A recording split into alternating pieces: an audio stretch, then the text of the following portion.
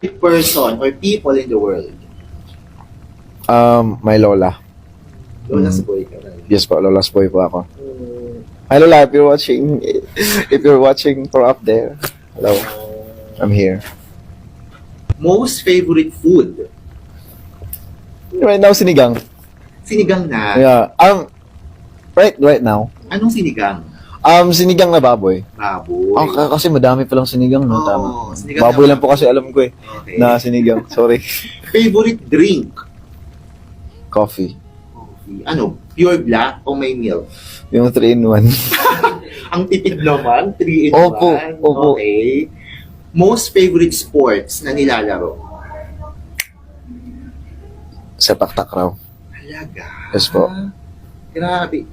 Hindi ko alam yan. Sepak Sepak takraw. Actually, varsity po ako ng high school ng Oo, sepak takraw. Yes sa po. hometown mo. Yes po. Correct. Most favorite pet or animal? Cat. Cat. May alaga kang pusa? Yes po, may alaga po akong pusa. But, unfortunately, yeah.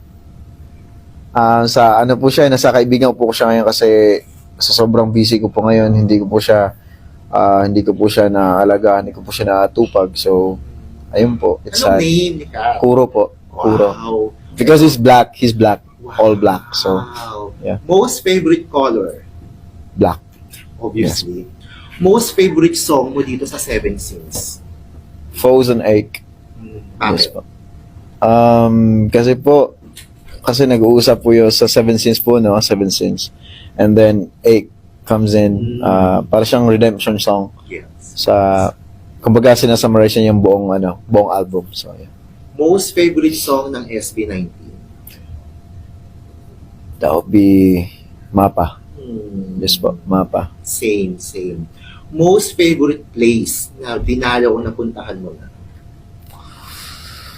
Favorite place na dinalo na puntahan ko? New York, I think. Yun. Yes po. Grabing sumayaw kayo dun sa Times Square. Yes po.